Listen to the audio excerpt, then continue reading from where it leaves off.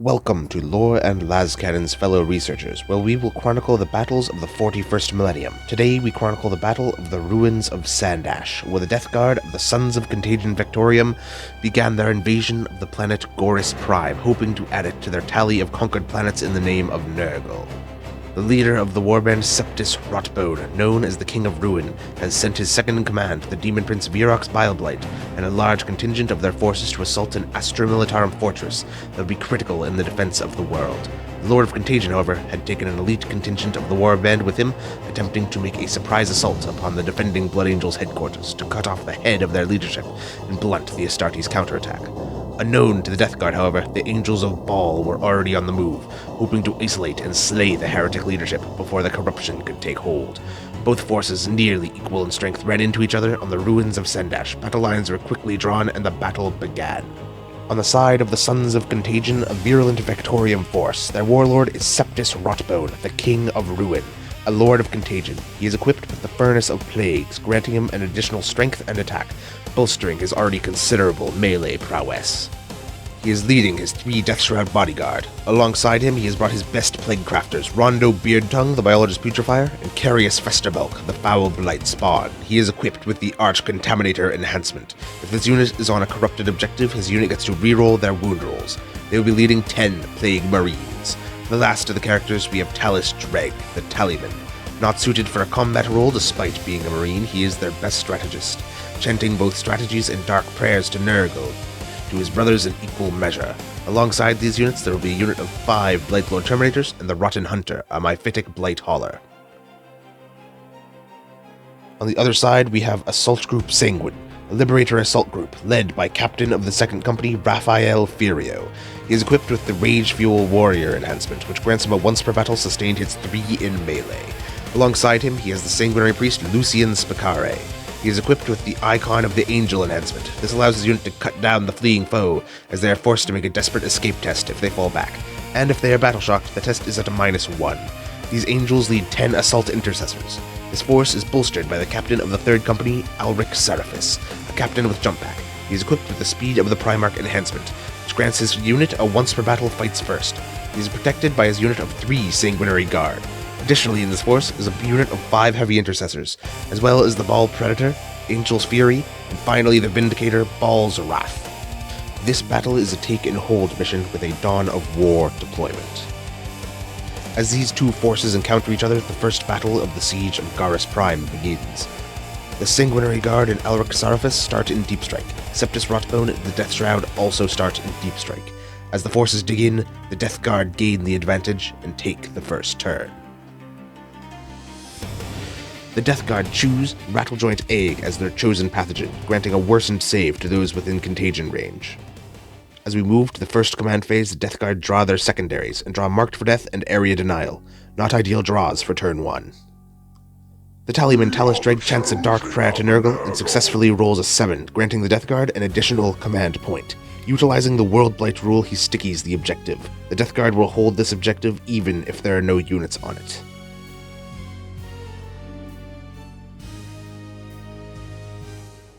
In the first movement phase, the Blightlord Terminators move out and roll an advance roll of 5, letting them take hold of the objective. The Rotten Hunter remains stationary, waiting patiently for the right time to strike. The Plague Marines do the same, knowing well the bloodlust of the Sons of Sanguinius. They keep their distance, waiting for them to get closer. Moving to the first shooting phase, the Plague Marines fire at the Assault Intercessors with the 2 Plasma Guns and Blight Launcher that is in range. After the dust settles, 1 Assault Intercessor is slain. With no charges to make, the Death Guard's turn 1 ends with no points scored. The Death Guard discard both secondary objectives. Into the Blood Angels' turn 1, the Blood Angels draw their secondaries, getting both Area Denial and no prisoners. As such, the Blood Angels select the Plague Marines as their Oath of Moment target.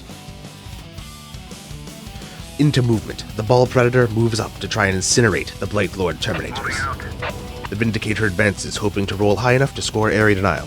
Luckily, it advances a full 6 inches. Meanwhile, the Assault Intercessors advance as well, also rolling a 6-inch advance. Captain Furio utilizes his Rites of Battle ability for a reduced cost stratagem on aggressive onslaught, allowing them to still charge. Moving on to the shooting phase, the Baal Predator fires its Baal Flamestorm Cannon, Heavy Flamers, and Storm Bolter into them. The The heavy intercessors also fire into the Terminators from the ruin. Despite their best efforts, the Terminator plate holds and no wounds are scored. Moving to the charge phase, it soon becomes clear that the Plague Marines underestimated the speed of the Blood Angels as they make their 8-inch charge. As they charge, the Plague Marines overwatch. Most weapons miss, but the Torrent weapons take their toll, with 6 Marines falling despite the feel-no-pains from the Sanguinary Priest. The Angel's Fury, unsatisfied with its performance in shooting, charges into the Terminators, tank shocking in the process. Making up for its performance in shooting, the tank shock deals 5 mortal wounds to the Terminators, felling one and leaving another grievously wounded. Once combat begins, Carius utilizes his blinding spray, granting his unit fights first, but the Blood Angels' combat prowess overcomes them as they only slay 1 assault intercessor. When the Blood Angels fight, Captain Raphael Furio utilizes both his rage-fueled warrior and finest hour abilities. They also spend a command point on Red Rampage, giving in to the Red Thirst, granting both lethal hits and lance to the unit. The Guard in response spent 2 command points on Disgustingly Resilient, reducing his damage to 1. But despite this, the captain still slays 9 Plague Marines single-handedly. The rest of the unit slays the last Plague Marine and takes down Rondo Beardtongue, leaving only Carius to spread disease. On the other side of the battle, the Ball Predator deals no wounds to the Terminators, but the Blight Lords deal 6 damage in return. Ending the turn, the Blood Angels score no prisoners for 2 points, and area denial for 5, giving them 7 points, a promising end to round 1. As we move to battle round 2, the score is 7-0, and as such, the Death Guard draw a challenger card. They draw Opportunistic Strike. For primary scoring, the Death Guard score 10 points, bringing the score 7-10. The Death Guard then draw their secondaries, and receive a tempting target and overwhelming force. The Blood Angels select the center objective for tempting target. Both achievable. The Blight Lord Terminators hold the objective and sticky it. Talus continues to prey and generates yet another command point. Movement, the Death Guard remain in combat with both the Ball Predator and the Assault Intercessors, while the Rotten Hunter moves to strike against the Vindicator. Then, Septus Rotbone and his Terminators strike, using the Afflicted Assault Intercessors as a target for a close deep strike. They land 6 inches away. Meanwhile, the Blood Angels use 1 command point to rapid ingress the Sanguinary Guard and Captain Seraphis. Once shooting begins, the Myphitic Blighthaller utilizes the Opportunistic Strike Challenger stratagem and deals 3 mortal wounds to the Vindicator, taking it down to 8 wounds. Once shooting begins in earnest, only 1 Melta-shot gets through the Vindicator's armor, dealing 6 damage, taking the Vindicator to 2 wounds. With that being the only shooting, we proceed to the charge phase. In the charge phase, the Death Shroud attempt to charge into the remaining Assault Intercessors, but roll only a 5, still disoriented from teleportation. Using a command point to reroll, they roll a 7, the unholy number of Nurgle, and make it in. The Rotten Hunter then charges into the Vindicator, using a tank shock, scoring 3 mortal wounds. The Vindicator, attempting to stay functional, uses a command point on Angelic Grace, granting it a 5-up Feel No Pain against mortal wounds. By the will of the Emperor, 2 5s are rolled, and it remains alive on 1 wound. In the fight phase, the Myphitic Blighthaller fails to take down the Vindicator, leaving it free to fight back with its cannon next turn. In the fight with the remaining Assault Intercessors, the 2 remaining Assault Intercessors are slayed alongside Lucian, leaving only Captain Furio standing. Moving to ongoing combat, the Captain strikes into the remaining Foul Blight spawn, felling the damaged being. On the other side of the table, the Blight Lords attack the Ball Predator, dealing another 6 wounds, destroying the vehicle. Despite their best efforts, tempting target is failed, and the Vindicator lives. They only score 3 points for overwhelming force, and discard a tempting target, sensing that the Myphitic Blighthaller may not be long for this world. Moving to the Blood Angels' turn, they draw their secondaries, drawing Display of Might and Establish Locus. Then, Battle Shock tests. The Vindicator passes, ready to slay the wretched Demon Engine. Then, they select the Blight Lord Terminators as their Oath of Moment target. In movement, Captain Raphael falls back, hoping to strike elsewhere, realizing that this flank is lost to the traitors.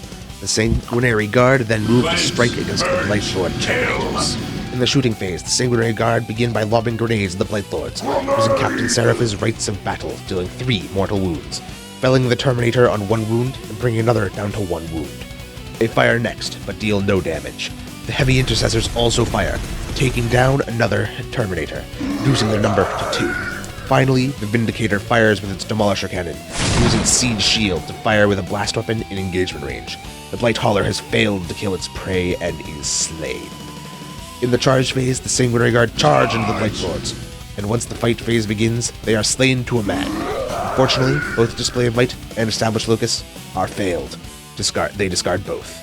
Moving into round 3, the score is 13 to 17, meaning no challenger card. Once primary is scored, the death card gain 10 points. Secondaries are then drawn. Extend to battle lines and bring it down. Talus Drake continues to pray to Nurgle successfully and gains another command point. In movement, the Death Shroud move back onto the objective to score extend battle lines, letting Captain Furio get away, a mistake that will cost them. Talus Drake moves up into the ruin, recognizing that desperate measures must be taken. He draws his plasma pistol and aims it at the weakened Vindicator. As shooting commences, the Tallyman fires, and with a lucky shot, takes down the Vindicator, despite a reroll to the save, scoring Bring It Down. With no charges, the turn ends, scoring both secondaries. On to Blood Angel's turn 3. Primary is scored and 10 points are gained. Secondaries are drawn and recover assets and assassination are revealed, both achievable. Into movement, the Sanguinary Guard remains stationary. Meanwhile, Captain Furio advances with a 5. Utilizing his rights of battle, he uses aggressive onslaught, hoping to charge into the Tallyman, taking their home objective and scoring assassination. In the shooting phase, the Heavy Intercessors and Sanguinary Guard recover assets. With no shooting, the charge phase begins, and the Captain rolls a 9 to charge in. Striking with precision, Talus falls and assassination is scored. Ending the turn, the Blood Angels score both secondaries. On to turn 4, the score is 31 to 35. The Death Guard see the battle is not in their favor, and know they will lose if things don't turn around. They score only 5 points primary. When secondaries are drawn, they draw Area Denial and secure No Man's Land. Perfect draws. The Death Shroud sticky the objective and advance, hoping to make it to the center. They make it and score max on secondary. Moving on to the Blood Angels' turn, they score 15 points on primary. Despite this, they draw unfortunate secondaries, marked for death and attempting target. Using new orders, Cleanse is drawn instead of attempting target. The Angels remain stationary, hoping to win through primary, discarding marked for death and scoring Cleanse. Ending the round, the score is 46 to 55. Moving to the final round, the Death Guard score 10 points on primary. They sticky the center objective, but for the final round, secondaries Cleanse and Behind Enemy Lines are drawn. Behind Enemy Lines is discarded through new orders, and Established Locus is drawn. The Death Shroud Established Locus for 2 points, leaving their final score at 63. With the Blood Angels' final turn, they score 15 points on primary. For secondary, they draw Storm Hostile Objective and Secure No Man's Land, scoring 2 points on Secure No Man's Land. Their final score is 72. Despite the best efforts of the Sons of Contagion, the Blood Angels have won the day. But this was but a battle. The war is just beginning. The Sons of Contagion have spread the disease to this world and don't intend to stop. The Blood Angels know their victory is but a pause in the fighting. The spawn of chaos will return, and stronger, but the Angels will beat them back once more. This concludes the Battle of the Ruins of Sandash, a victory for the Sons of Sanguinius. Thank you for watching. If you enjoyed, please like and subscribe. I will see you next time we chronicle the battles of the 41st millennium.